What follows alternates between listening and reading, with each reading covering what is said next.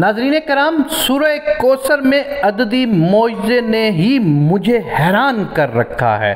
سورہ کوثر قرآن کی سب سے چھوٹی سورت ہے اور اس سورت کے جملہ الفاظ 10 ہیں۔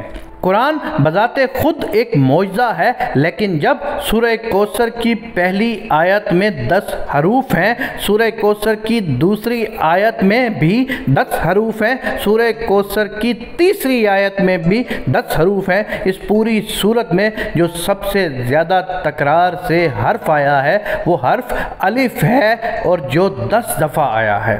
وہ حروف جو اس سورت میں صرف ایک دفعہ آئے ہیں ان کی تعداد بھی 10 ہے۔ اس سورت کی تمام آیات کا اختتام حرف را پر ہوا ہے، جو کہ حرف ہجا میں 10واں حرف شمار ہوتا ہے۔ قرآن مجید کی وہ صورتیں جو حرف را پر اختتام پذیر ہو رہی ہیں ان کی تعداد 10 ہے، جن میں سورہ کوثر سب سے آخری سورہ ہے۔ سورہ میں جو 10 کا عدد ہے، اس کی حقیقت یہ ہے کہ وہ ذی الحج کے مہینے کا 10واں دن ہے، جیسا کہ اللہ تعالیٰ نے فرمایا فضل ربی کا ونہر، بس نماز پڑھو اور قربانی کرو۔ وہ دراصل قربانی کا دن ہے۔ اللہ کی شان یہ سب کچھ قرآن کریم کی سب سے چھوٹی سورہ جو ایک سطر پر مشتمل ہے میں آ گیا۔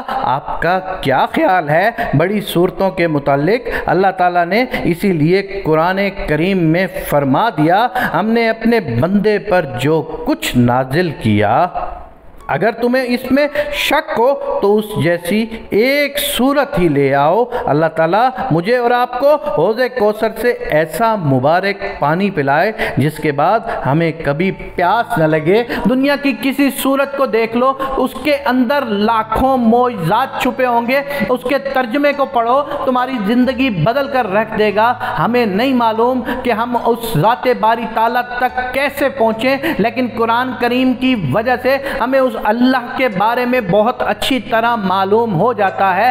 ہم بہت ناقص العقل لوگ ہیں، ہمیں دنیا کی سمجھ نہیں آتی، تو ہم کیسے اس ذات باری تعالیٰ کے بارے میں پورا سمجھ سکتے ہیں؟ ہم اللہ کے فیصلے، اللہ کی قدرت، اللہ کے راز اللہ تک ہی رہنے دیتے ہیں۔ ہمیں قرآن کریم کو پڑھنا چاہیے، قرآن کریم کو سمجھنا چاہیے، قرآن کریم کی فضیلت بیان کرنی چاہیے، اور ہم نے آج غیر مسلموں کو قرآن سے دنیا کو مسخر کرتے ہوئے دیکھ لیا ہے، اور ہم نے قرآن کو اپنے گھر کی اوپر کی الماری میں رکھنا شروع کر دیا ہے، اور جب کبھی مصیبت آتی ہے تو ہاتھ لگا کر قرآن کا واسطہ دے کر اللہ سے مانگنا شروع کر دیتے ہیں۔ ارے بے وقوف مسلمانوں، اگر تم قرآن کو کھول کر اس میں پڑھ کر دیکھو تمہیں کوئی مشکل پیش ہی نہیں آئے گی۔ یہ میری بات نہیں ہے، یہ میرا وعدہ ہے تم سے، یہ میرا دعویٰ ہے تم سے کہ تمہیں کوئی مشکل ہی پیش نہیں آئے گی۔ تم ایک بار صرف قرآن کریم پڑھو